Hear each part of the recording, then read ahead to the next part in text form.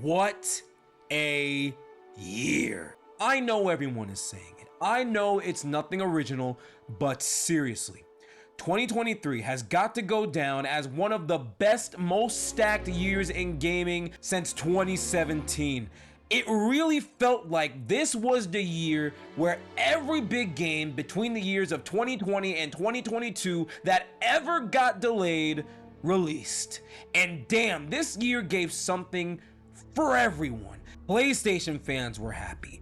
Xbox fans were happy, Nintendo fans were happy, horror fans were happy, indie fans were happy, story lovers were happy, RPG fans were happy. Literally everyone across the board received the game from someone or somewhere that gave them exactly what they were hoping for. And for myself personally, well, I found multiple games that do just that. To the point that I seriously debated making my list longer because it physically hurt my head a little that some of these fantastic games aren't making it into my top 10. But then I remembered that I have the honorable mention, so it kind of hurt a little less.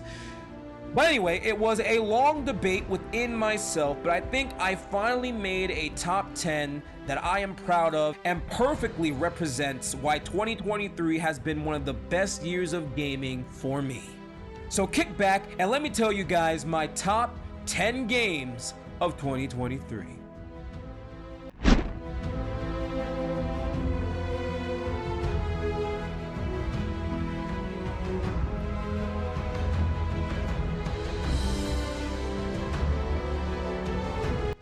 If you watched my previous top 10 videos, then you know that, like always, picking my number 10 spot was rough, as literally 7 other games were fighting back and forth for this spot, no joke.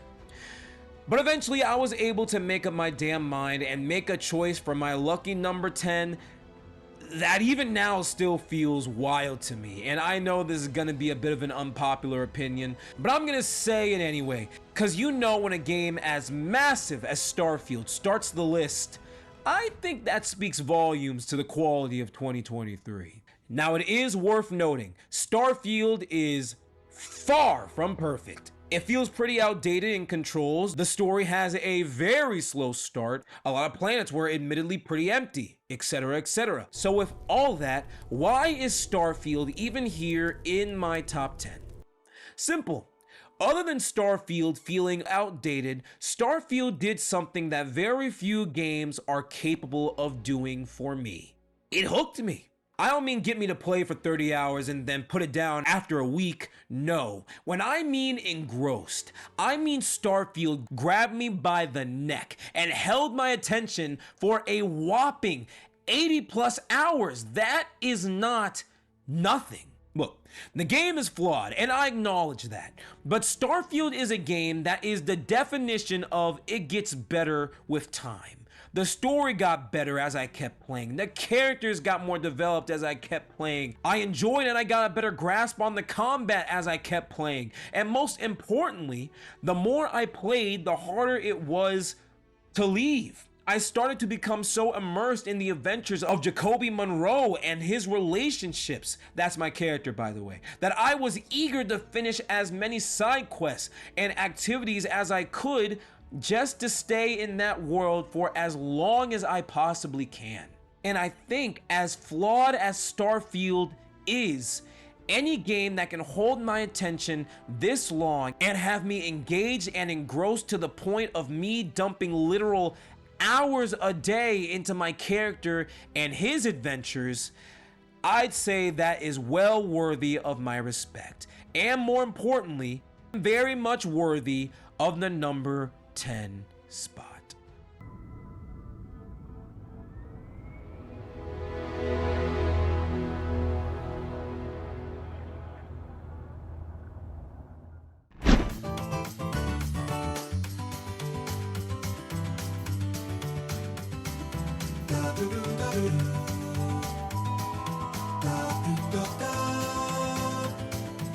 Man, this is why I love Nintendo. I do not care if their hardware is dated as hell. They know how to do the most important thing that is required for every game: being fun. And that's what Super Mario Bros. Wonder does. Create something that above all else is unbelievably fun. Not groundbreaking, not revolutionary, just pure, imaginative, unadulterated joy.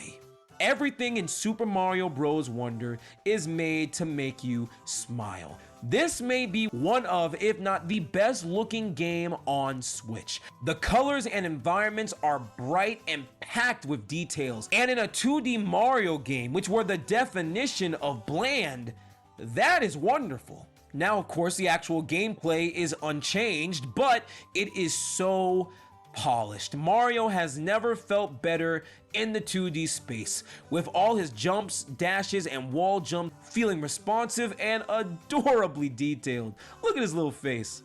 And then there's the Wonder Flower that adds a certain amount of creativity and imagination in literally every level, that can walk the line of being charming and genuinely weird, that is a massive breath of fresh air for the 2D Mario space. All in all, Super Mario Bros. Wonder is exactly what 2D Mario needed. It's cute, it's fun, it's weird, it's beautiful, it's creative. It is genuinely the most fun that I have had with a 2D game in years, and is easily one of the best 2D Marios of all time.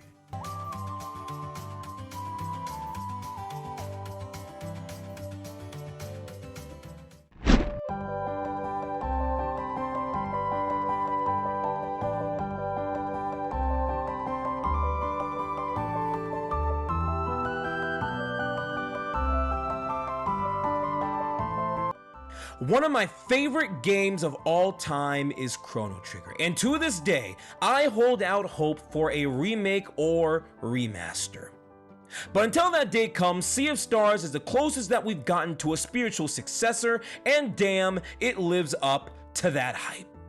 Sabotage Studios struck gold with easily the best indie of the year. The game checks all the levels for an old school RPG, a beautifully simplistic yet striking 16-bit art style, a beautiful soundtrack that gets you all warm and nostalgic all over, a fun and engaging story with a cast of characters that are genuinely likable outside the main duo, but they're okay too. And most importantly, a super fun and addictive RPG gameplay system that is made even better for one big reason: button input. Being able to have the typical RPG turn-based combat mixed with actual stake in your button input made encounters have way more stakes. Timing an attack to get the max out of its attack power was both fun and, when pulled off correctly, very rewarding. And after several hours, I still never get sick of doing that oh so badass Moonerang move. Sea of Stars is a game that does exactly what it sets out to do, and be a faithful homage to the past while adding elements that give it its own identity, making something that's fresh yet familiar at the same time. It's one of the best indies of the year, and certainly one of the best indie games of the decade.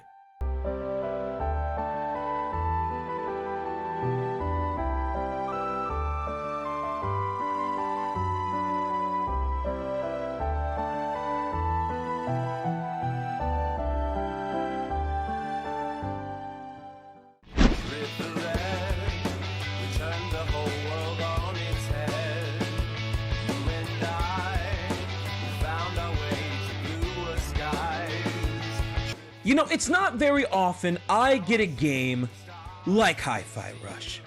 Seriously, Hi-Fi Rush is a rare game that is 100% geared towards me. So for example, I love cartoons, so I adore Hi-Fi Rush's beautiful, cel-shaded art style and charming cast of characters, all wonderfully voice acted, by the way. I love action games like your Bayonetta and your old school God of War. So the fast, combo-based action combat in Hi-Fi Rush is dynamite, with a very heavy, easy to learn, hard to master type of learning style that I just go nuts for. Finally, I also love music. I genuinely believe music is one of the most important factors of every game it's in. So not only having a banging alternative rock soundtrack, packed with licensed songs and originals, both of which slap hard, is incredible, but actually using those songs and that soundtrack as the basis for the combat is honestly what makes Hi-Fi Rush really something unique. Having rhythmic action combat where your hits deal more damage depending on if you hit to the beat is what pushed this game over the edge for me. It's what made Hi-Fi Rush a game that was just pure smiles for me from start to finish. It's honestly been so long since a game like Hi-Fi Rush has come around. A game that is just directly geared towards me and my personal love and interest. And if we're talking true personal enjoyment, then Hi-Fi Rush would be much higher on this list. But quality needs to be taken into account, and Hi-Fi Rush does have some problems. But one thing is certain. Hi-Fi Rush is a truly great game, and simply put, one of the best and most pleasant surprises the gaming industry has gotten in recent memory.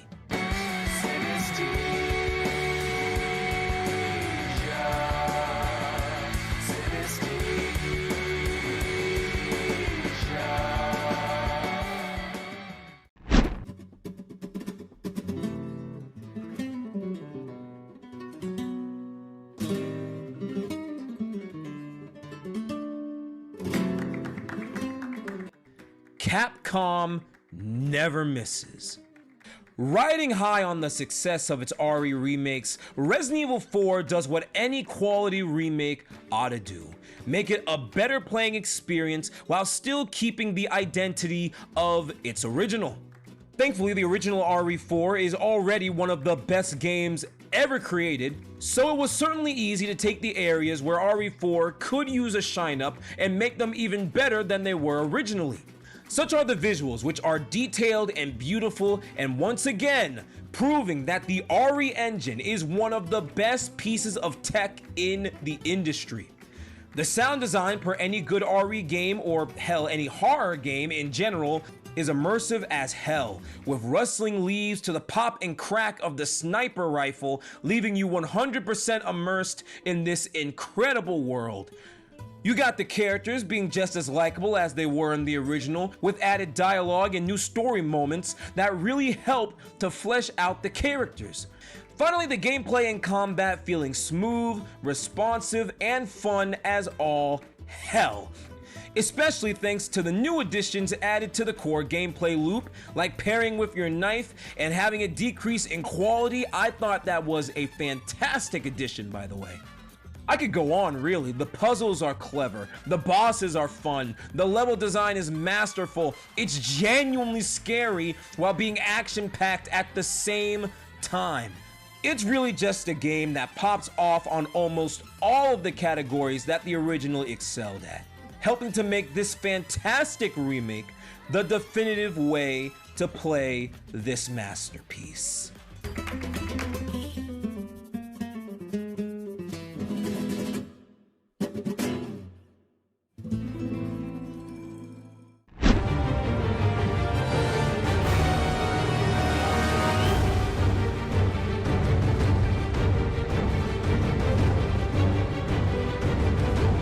Look, we knew Final Fantasy XVI was gonna be epic the second we heard that dope-ass music from those trailers.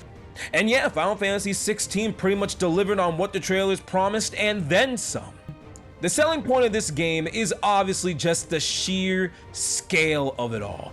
If nothing else, Final Fantasy XVI is big. From its story to its set pieces and its boss fights, these are just the type of battles that are just screen filling and huge, and every single time they absolutely had me enthralled from the start all the way to the end. Every time I wondered to myself, how will they manage to one-up the next massive boss? And yet somehow Final Fantasy XVI always managed to make the next fight bigger as the game goes along, even going bigger than even I initially thought. So just purely on the epicness of Final Fantasy 16, it delivered hard. But surprisingly, it wasn't all it had to offer. For example, to complement the sheer epicness of it all is a fun and layered action combat system. That, let's be honest, is not very RPG, but it's still very deep and packed with combo potential. Thanks to that, combat, whether it's fighting the massive icons or smaller scale enemies, was always a thrill, especially since the game is gorgeous and the particle effects be popping off when the combat is on screen. And when you're not in combat, you are engaged in Final Fantasy XVI's well-told, well-acted, and deeply dark and mature story, ranging from themes of acceptance to freedom. So while the icon fights are easily the selling point of this game, the story in FF16 is a great side benefit. FF16 on the size and scale alone would have been easy to recommend. But because it blends that with stellar visuals, fast combat, and an engaging story, all that comes together to help make Final Fantasy XVI one of the best experiences of the year. Oh, and easily the best soundtrack of 2023.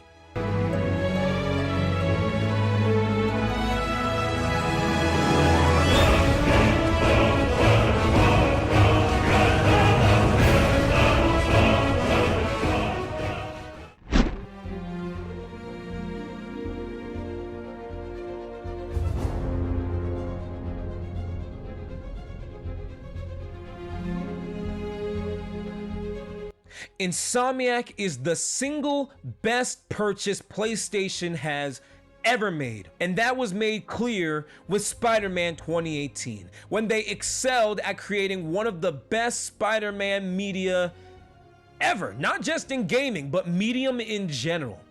It truly understood the tone and feel of Spider-Man. So Insomniac did what all great sequels should and deliver what the first game offered, but make it better and provide it in spades. And because of that, Spider-Man 2 can now stand as one of the best superhero games ever made. Is Spider-Man 2 one of the safer sequels of this year? I mean, yeah, sure, I won't refute that, but safe doesn't mean unpolished. And everything in Spider-Man 2 just feels, well, better. Combat is improved with more options in your combos and powers, while still feeling great to wail on your enemies. Traversal is quicker, with not just web slinging being much faster, but with the addition of the web wings, making your way across the city can now be done at a breakneck pace. Of course, the visuals are improved, with animations, faces, cutscenes all looking dynamite, not to mention how this game does a great job of showing off the power of the PlayStation 5 with the almost instantaneous switching of the Spider-Man. And then there's the story of Spider-Man 2, which is, similar to the first, the best part of the game. It's darker, deeper, but without losing the identity of what makes Spider-Man so likable. The humor, the heart, the tragedy, it's all there, and it all, for the most part, works. With a big thanks going out to the acting, particularly my man Yuri Lowenthal, I think turning in the best performance of the year. Spider-Man 2 fixes just about all issues from the first game, while stepping up its own strengths to make Spider-Man 2 a true contender for the best superhero game ever made.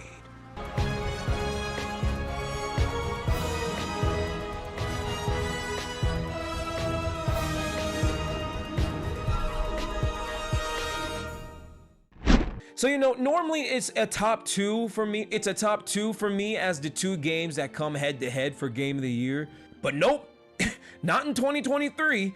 To represent just how stacked the year was, I had not one, not two, but three games going head to head for my personal Game of the Year. And if you ask me, all equally worthy if I'm being honest with myself.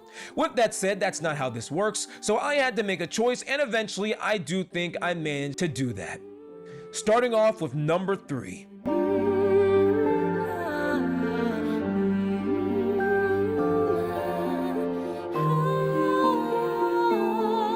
If you told me that something as niche as Baldur's Gate 3 would not only end up being a Game of the Year contender, but become even more awarded and celebrated to the point that it would give Tears of the Kingdom a run for its money, I would have called you absolutely insane.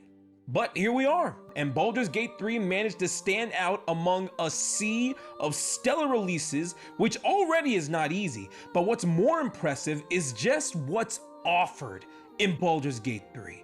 I firmly believe that Baldur's Gate 3 is the most impressive game on this list. Really, I mean that. Simply for how much this game allows you to do. I really don't even think I can properly make accurate just how much choice you have in Baldur's Gate 3. It's staggering, borderline intimidating, just how much stuff you can say and do in Baldur's Gate 3. You can make enemies, friends, or even lovers with the majority of the characters that you come across. You know, like a real D&D campaign. That's essentially what Baldur's Gate 3 is. It's one massive D&D campaign. And given the almost infinite replayability and the amount of choices that you have, I'd say that this is the definitive D&D video game. And even more impressive is that everything else in this game works, like really works. It looks great with great production value. The characters are all great, likable, with incredible designs. The story is actually really engaging, mysterious, and layered, and even down to the side quest. And finally, there's the gameplay, which I'll admit can almost be frustratingly difficult, but the more I played, the more I began to improve, because once again, I realized just how much choice you have in Baldur's Gate 3. And once I realized the level of player choice that I had, even in combat, not only did I start to enjoy combat more, but I started to grow a greater level of appreciation for Baldur's Gate 3 than I did originally. Baldur's Gate 3 is one of the best RPGs ever made. Your enjoyment of combat may vary, but simply for the absolute gargantuan number of choices that you have in this game that makes you feel as if you are truly going on an adventure where you're telling the story, it's an RPG gem. And while it's not my personal game of the year, it is 100% worthy of all of its praise and all of its awards.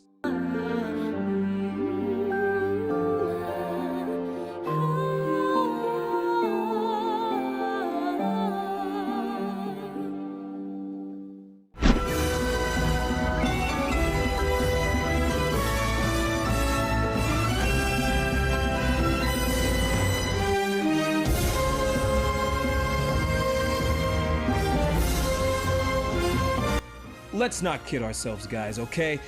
In your heart of hearts, we knew before it released that Tears of the Kingdom was gonna be on the list. The sequel to already one of the most critically acclaimed games of all time?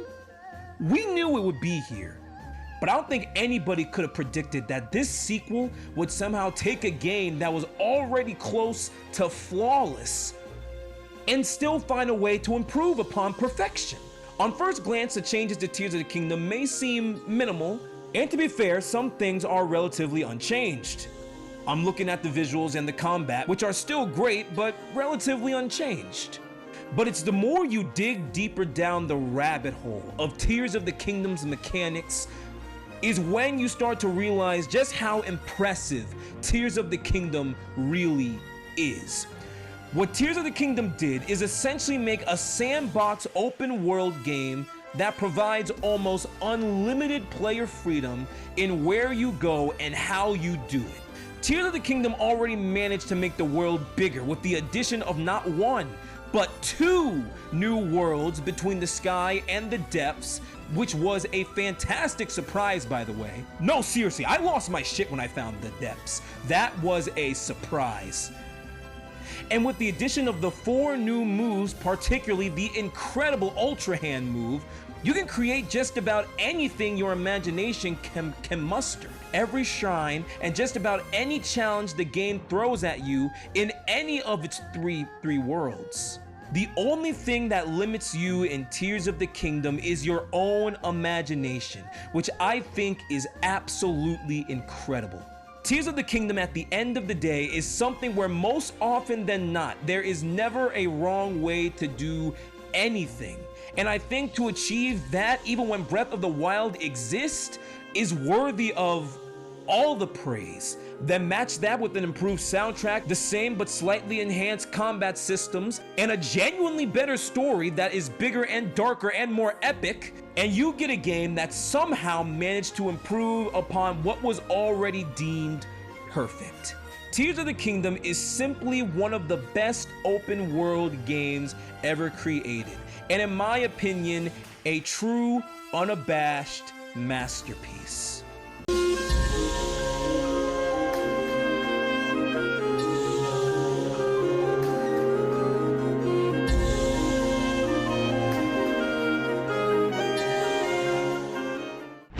But despite that, it's not quite enough to take my game of the year. It almost was, but not quite enough. Cause that special honor goes to... First, we gotta do honorable mentions, cause there were so many wonderful games from this year that should be in the top 10, but just got edged out. Does not mean that all these games are not extremely well made and extremely quality titles that deserve your attention. And with that said, let's go. Star Wars Jedi Survivor. The best Star Wars related media I've had in years, thanks to a stellar story and wonderful Jedi combat. Cocoon, a puzzle game with a creative spin. It's clever, unique, all while boasting a beautiful yet somewhat creepy atmosphere. Street Fighter 6, the most accessible fighting game you'll ever find. It may lack in story mode, but Street Fighter 6 still shines thanks to beautiful visuals and deep combat mechanics. Pikmin 4. Impressive visuals for the Switch and addictive real-time strategy gameplay makes Pikmin 4 genuinely hard to put down. Dead Space Remake. It's not the most drastic change, but Dead Space Remake is still the definitive way to play one of the best horror games ever made. Dredge. This unexpectedly horrifying indie plays with your mind in the best ways. And the fun fishing gameplay doesn't hurt either. Wolong Fallen Dynasty. Relaxing story and real exploration, and mix up with a wonderful combat system, fun bosses, and a epic parry system. Metroid Prime Remastered. A visually impressive surprise for sure, Metroid Prime Remastered shows why even on Switch, it's still one of the best looking games ever made. Octopath Traveler 2. The same beautiful 2D HD visuals matched with a beautiful soundtrack and fun turn-based combat makes this one of the most underrated RPGs of 2023. And finally, Amnesia the Bunker, a masterclass in tension and dread. Amnesia the Bunker is one of the most stressful horror experiences I've seen all year, but also one of the best. And with that, my friends, and yes, I do mean it this time, my 2023 Game of the Year is none other than...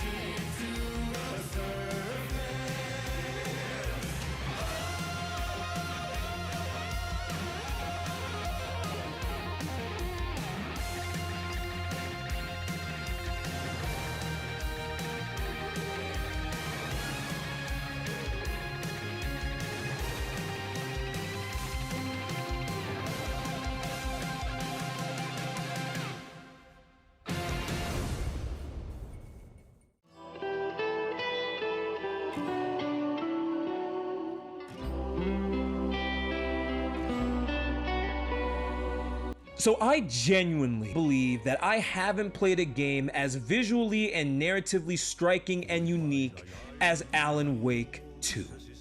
Alan Wake 2 is the type of game that offers a level of creativity that one can struggle to find in even the most polished AAA games.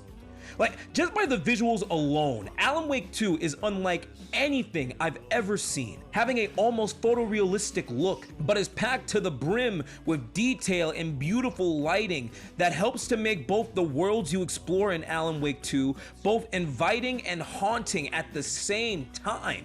And it definitely helps that almost every shot in this game can be taken from a gorgeous painting. There are some shots in Alan Wake 2 that just took my breath away and had me absolutely floored. Alan Wake 2's story is an improvement from its predecessor in all the best ways. It's better paced, it's better acted, it has an engaging mystery with genuine twists I did not see coming, and thanks to its unique approach to storytelling by using an incredible combination of in-game cutscenes and live-acted moments, not to mention a soundtrack that really drags you into the action and immerse you, Alan Wake 2 manages to glue my eyes to the screen better than most games have been able to do in a long time. Then outside of the visuals and story, it's no slouch in the gameplay either, serving as a genuinely thrilling and nerve-wracking survival horror experience, with polished and kinetic combat, with a unique spin thanks to the use of light, and a galore of collectibles to find that usually always rewarded you when you went off the beaten path. And then there is the puzzle solving, which is really just exploring and piecing together the mystery, but thanks to the unique spin Remedy puts in solving the mystery, such as the instantaneous level switches to the mind place and the plot board, or even just the light switching mechanic in Alan Wake 2 that can result in changing structures, just solving the mysteries of Alan Wake 2 can be just as engaging as the combat and the story. Alan Wake 2 is just something we don't see often. It's truly and unapologetically unique and passionate. It's a game that knows exactly what it's trying to do and delivers on it in spades. It's simultaneously able to switch from genuine dread to having an entire music level, or having us participate in bloody murder, to having us sit in our seats and watch a full 20-minute short film just for the hell of it. Alan Wake 2 is just an example of what true passion and creative vision can achieve in the industry. And thanks to all that, I can confidently say that even in a year as stacked as 2023, I can still undoubtedly call Alan Wake 2 my 2023 Game of the Year.